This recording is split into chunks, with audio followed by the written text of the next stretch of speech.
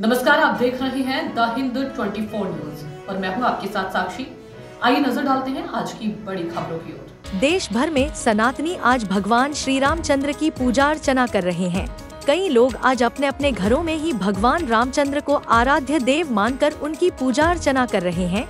हुगली जिले के भगवान श्री रामचंद्र के नाम पर बने पारंपरिक शहर श्रीरामपुर में इस बार भगवान श्री रामचंद्र की पूजा की गई।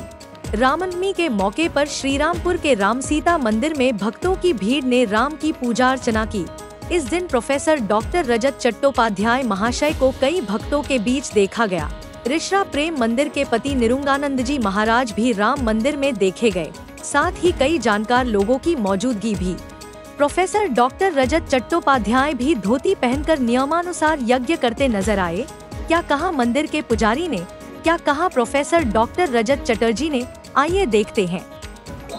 आज सारा देश জুড়ে পালিত হচ্ছে রামনবমী আর কথিত রয়েছে এই যে শ্রীরামচন্দ্রের নামাঙ্কিত শহর শ্রীরামপুর আর আজকে সেই প্রাচীন রাম মন্দিরে আমরা রামনবমী আজকে পালিত হচ্ছে। কি বলবেন, কি বার্তা দেবেন?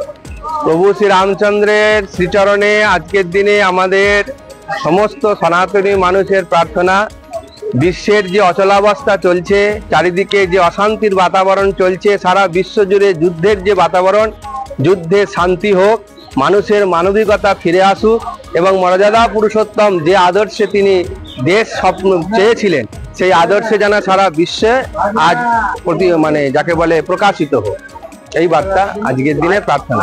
আজকে এই শ্রীরামের নামে এই শ্রীরামপুরের শহরের নাম আজকে সেই রাম মন্দির এলেন।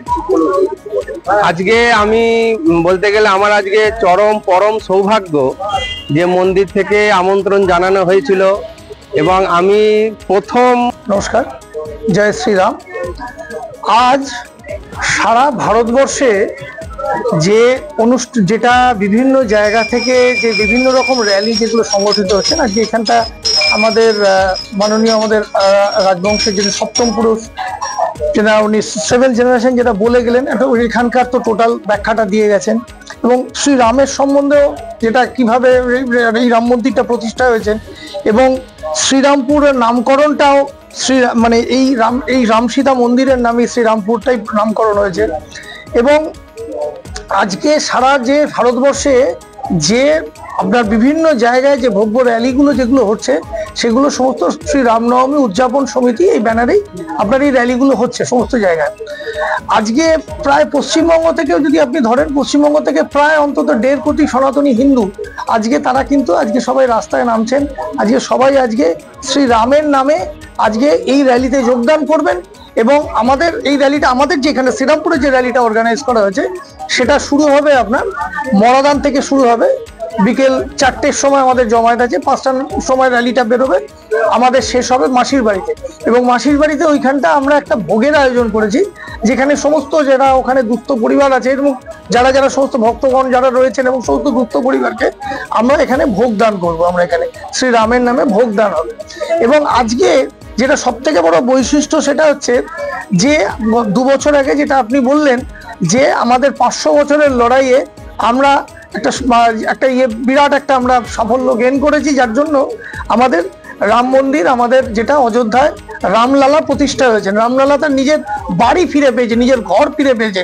500 বছর ধরে সনাতনীদের লড়াই।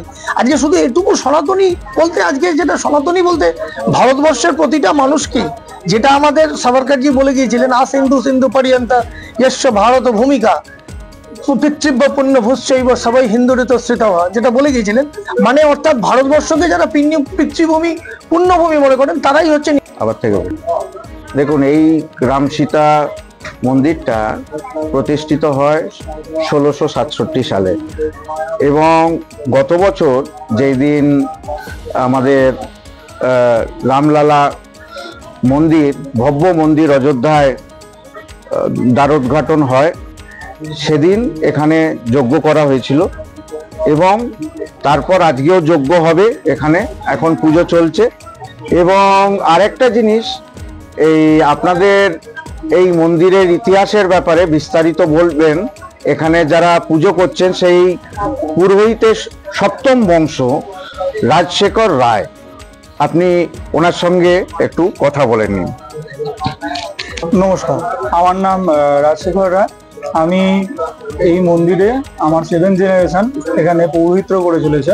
1667 খ্রিস্টাব্দে রাজা মনোহর চন্দ্র রায়, যিনি বর্ধমানের পাটুলির মহারাজা ছিলেন, তিনি এইখানে এই হুগলি জেলাতে শ্রীপুর গ্রামে আপনার শ্রী রঘুনাথজিউ, শ্রী সীতা দেবী, শ্রী লক্ষণ দেবী, শ্রী লক্ষণজিউ, হনুমানজি, অঙ্গদজি এবং তার সঙ্গে আপনার গোপীনাথজিউয়ের সেবা প্রতিষ্ঠা করেন। 1667 খ্রিস্টাব্দে এই সেবা প্রতিষ্ঠিত হয়। পরবর্তীকালে রাজা মনোহর চন্দ্র রায়ের পুত্র রাজা রাজচন্দ্র রায় এই 3 বিগ্রহ এবং রামদরবার বেশের আপনার সেবার জন্য শ্রীপুর, গোপীনাথপুর, মোহনপুর, আকনা এই গ্রামগুলি দান করেন। যখন 1667 খ্রিস্টাব্দে মন্দির প্রতিষ্ঠিত হয়েছিল, বর্তমান মন্দিরের এক কোণায় গোলপাতার ঘরে বিগ্রহ 3টি প্রতিষ্ঠিত ছিল। পরবর্তীকালে 1753 সালে গ্রাম 3খানা দেওয়ার পর মন্দিরের সেবা আরো ভালোভাবে পরিচালিত হতে শুরু করে এবং তারও পরবর্তীকালে আপাতত যে মন্দিরটা আপনারা দেখছেন সেটি নির্মিত হয়। যখন মন্দির প্রতিষ্ঠিত করেন রাজা মনোহর চন্দ্র রায়, তখন আমার পূর্বপুরুষ শ্রী রামহরি রায়কে, সাজাদা রায়ের সন্তান তিনি, এই মন্দির পুজোর দায়িত্ব দেন। তার আগে একজন ব্রহ্মচারী পুজো করতেন, তিনি আমাদের মাতুল বংশীয় ছিলেন। তো তেনার কোনো উত্তরসূরি না থাকার ফলে পরবর্তীকালে শ্রী রামহরি রায় এই মন্দিরে পুজোর দায়িত্ব পান। देखते रहिए द हिंद 24 न्यूज।